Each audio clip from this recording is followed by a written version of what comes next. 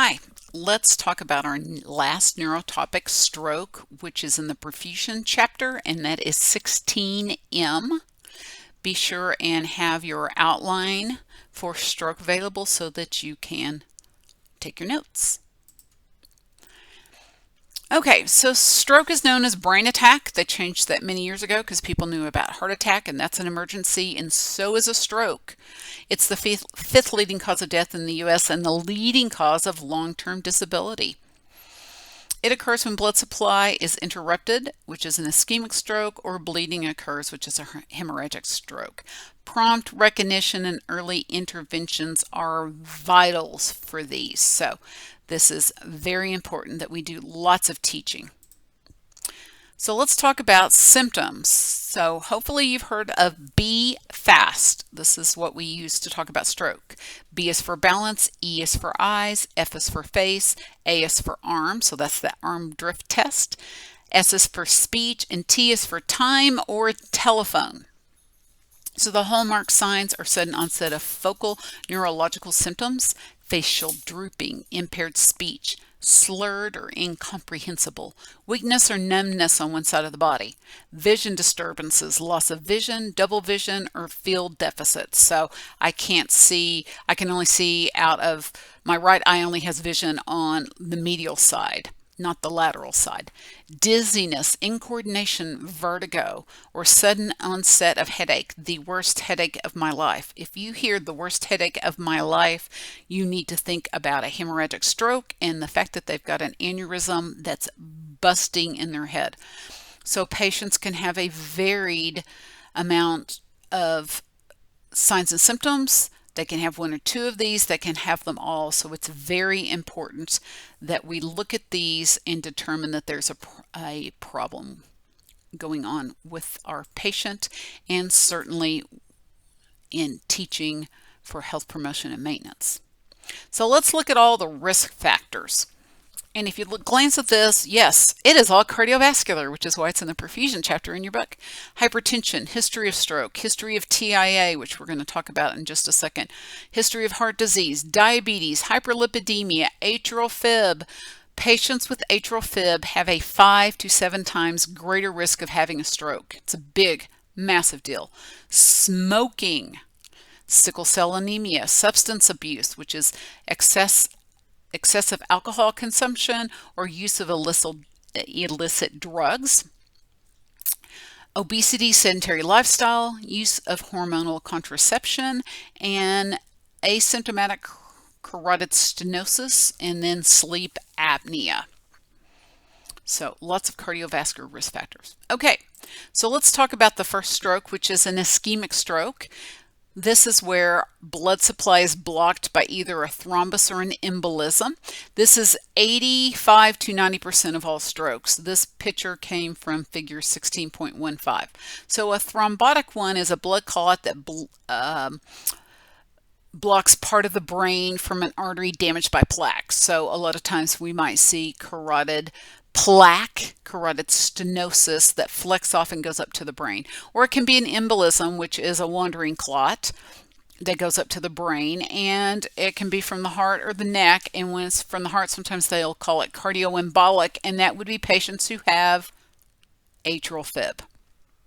Blood and oxygen supplies are stopped or decreased, which leads to a cerebral infarction. So if you understand cardiac infarction, we're doing the same thing up in the brain, in which tissue injury triggers an inflammatory response that can in turn increase ICP. So patients with stroke will have increased ICP.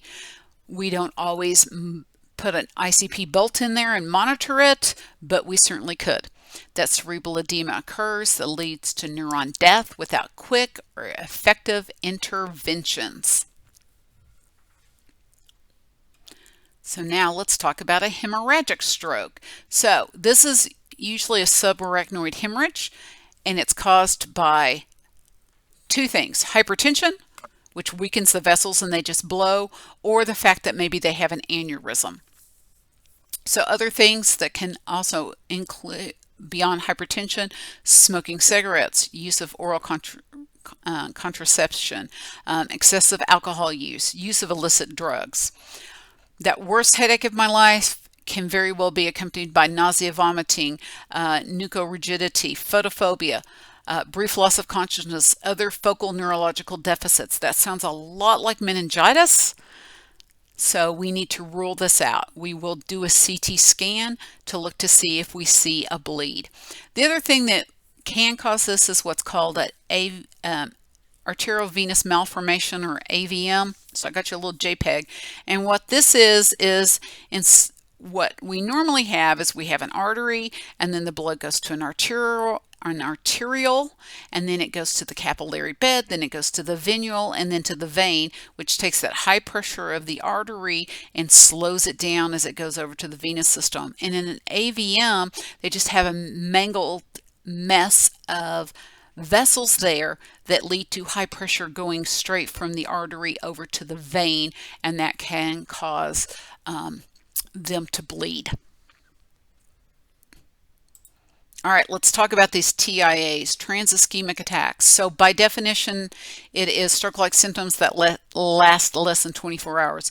Usually they last only minutes to a few hours, but a TIA is a warning sign of an impending stroke.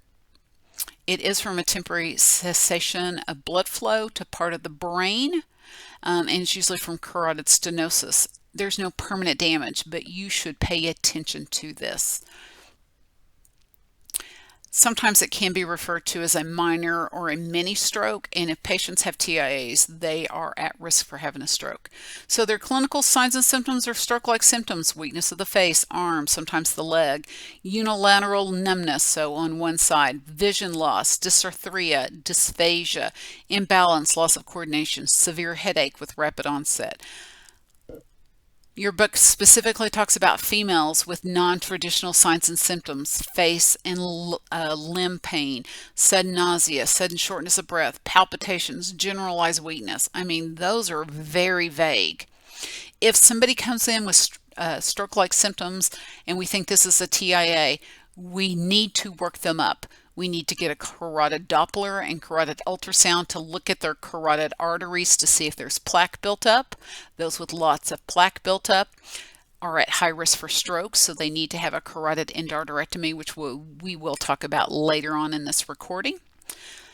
We need to look at their heart with an echocardiogram and see if we see clots. We need to do an EKG to see if they're in atrial fib. We do need to work them up. If they're hypertensive, give them antihypertensive medications and not just send them home.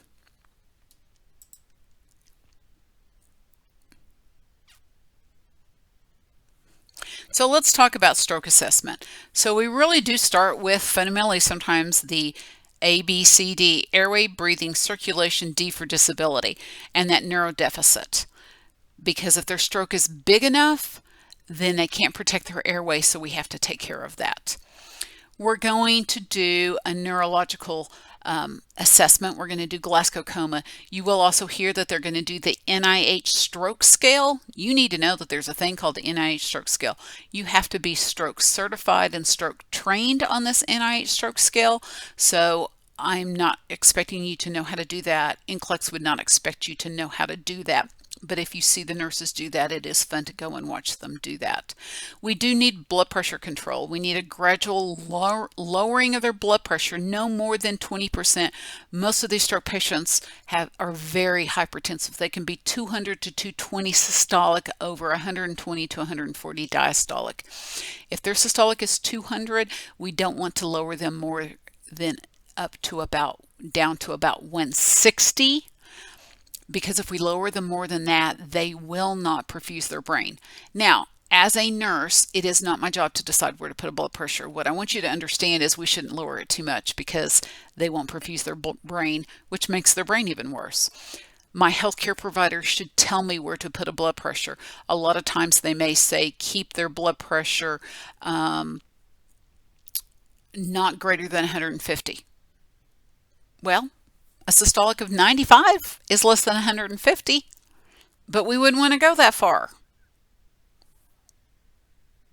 So we do need to follow their orders, but we need to know that we're not going to decrease it too much. We're going to get a CBC, a basic metabolic panel, coag panels to see if they're bleeding. Make sure that my H&H is good. I don't have some electrolyte imbalance causing me some neurological problems.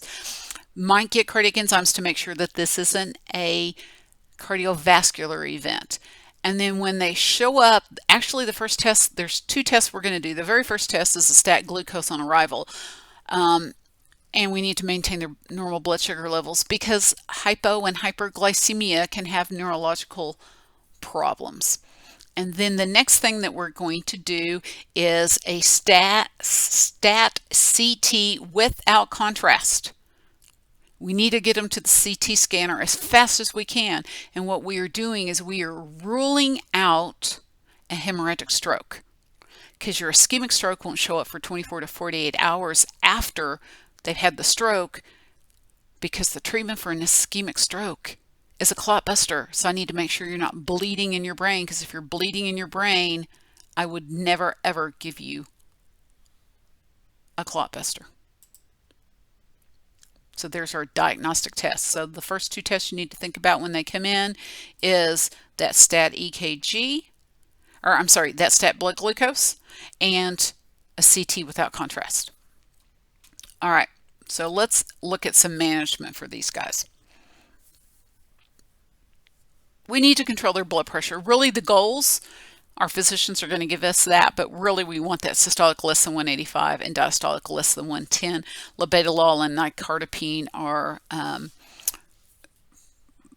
most likely to be used. We need to establish blood flow for ischemic strokes. So if their event occurred within 3 to 4.5 hours of onset, we can give them a clot buster. That's thrombolytic therapy. So your book talks about 3 hours. Our hospitals use 4.5. American Stroke Association says 4.5, so I've put 3 to 4.5 hours. We have a cap on that because outside of 4.5 hours, giving them a clot buster could make them worse. They are studying, can we go beyond that to see that we can maybe have decrease in deficits for our patients without harming them giving this thrombolytic therapy. So we are actively doing studies to see if maybe this time window won't change, because I can tell you it changed. It used to be 3 and now it's up to 4.5. They will also do a mechanical thrombectomy, which means they go up there and they take the clot out. So there is a little video online for you to look at that. And these patients do need anticoagulants and or antiplatelets after it. What do we do for hemorrhagic strokes? We need to control their blood pressure. Typically, we'll have their blood pressures less. MAP is less than 130, because think about it, the higher my pressure is, the more bleeding I have happening in my brain. Manage their blood pressures with labetalol and nicardipine, and we can do some surgical interventions, which is coiling, clipping those aneurysms. Coiling is literally putting a coil in it to embolize it. Clipping is to just literally put a clip on it so it doesn't bleed out anymore. They can do stenting and clot removals if we need to. So let's talk about thrombolytic therapy and some exclusion and exclusion criteria. Your book didn't really have this. Each facility kind of has their own, but these are some standards. I used other references for this. Inclusion criteria: stroke onset, symptoms less than 3 to 4.5 hours, clinical diagnosis of an ischemic stroke. So remember that stat CT without contrast. Exclusion: stroke symptoms greater than 4.5 hours. Rapidly improving symptoms, that would be a TIA. Or they've had a major stroke and they're comatose and can't keep their airway open. The damage has already been done. Current intracranial hemorrhage or subarachnoid hemorrhage, that's why we do the CT. Recent, within the last 3 months, intracranial spinal surgery or serious head trauma, and severe uncontrolled hypertension, because they are very likely to rupture a vessel.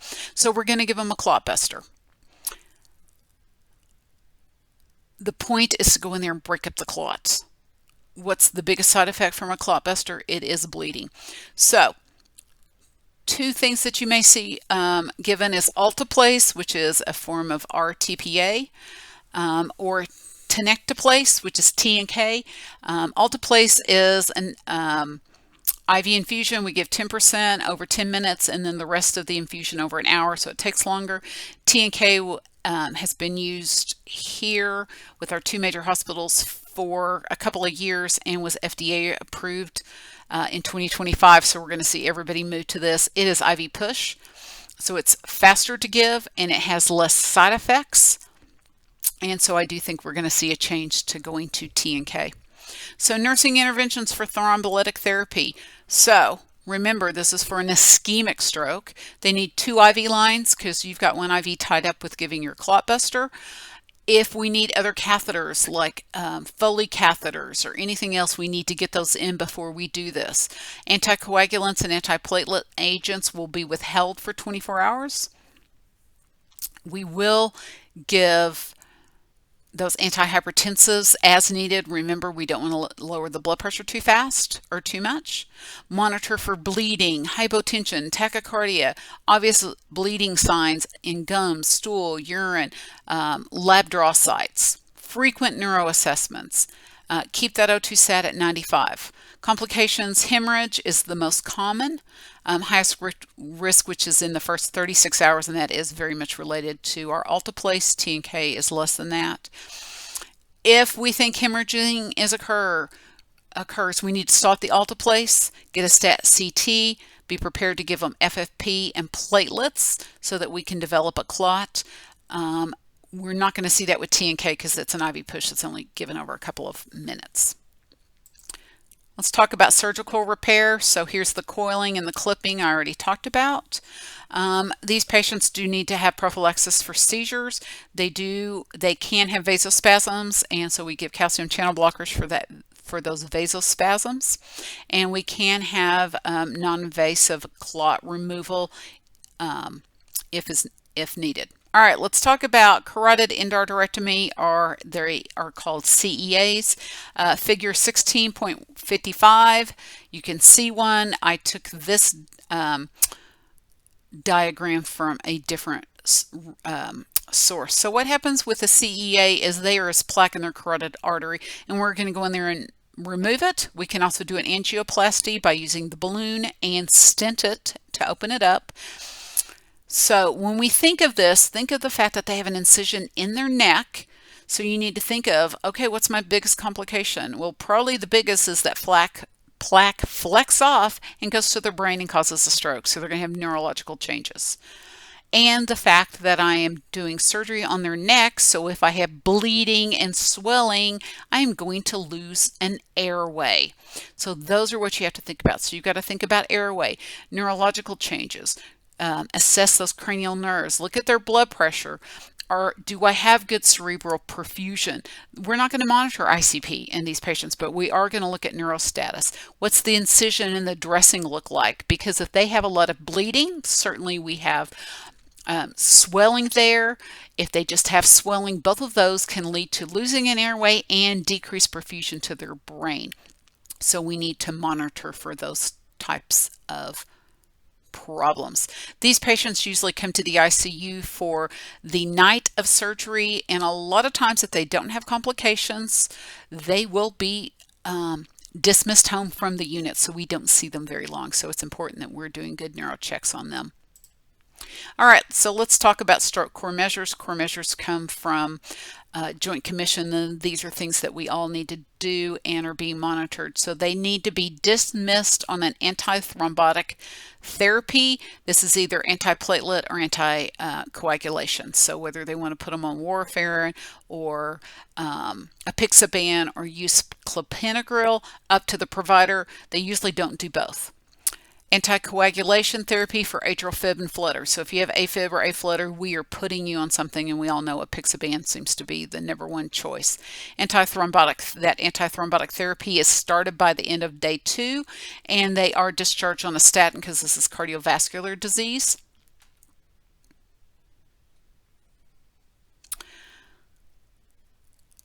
We will need to do in your notes, I have some other core measures that were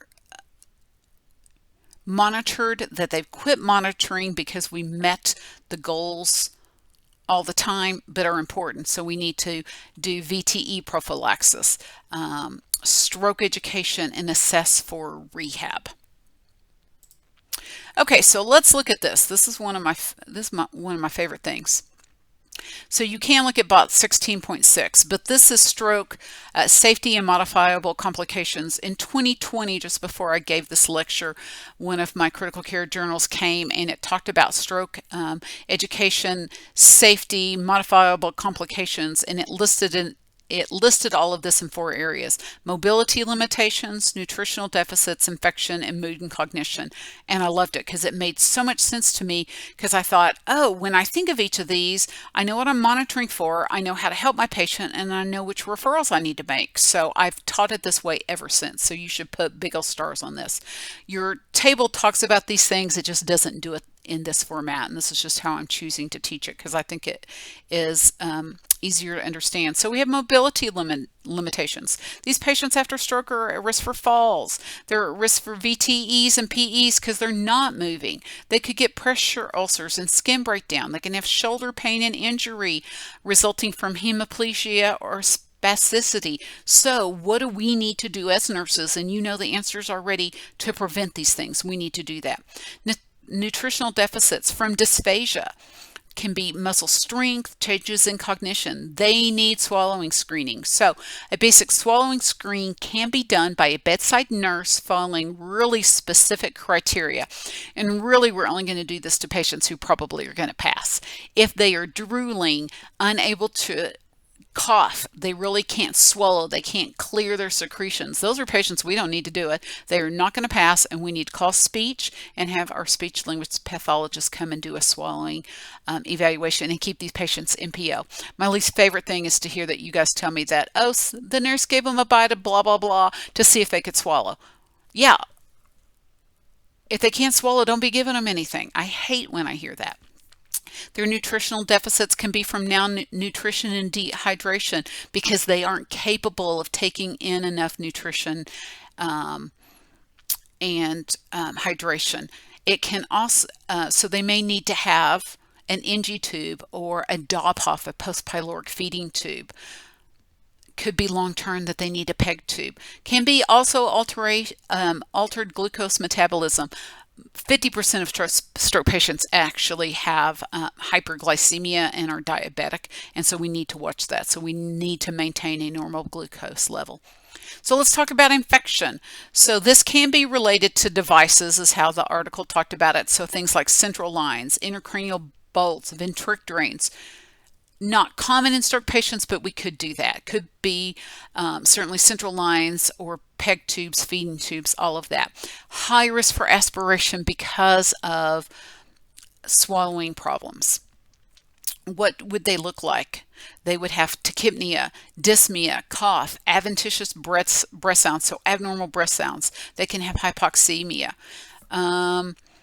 Your older adult could have mental status changes, falls, loss of appetites, altered functional status that is related to actually aspiration.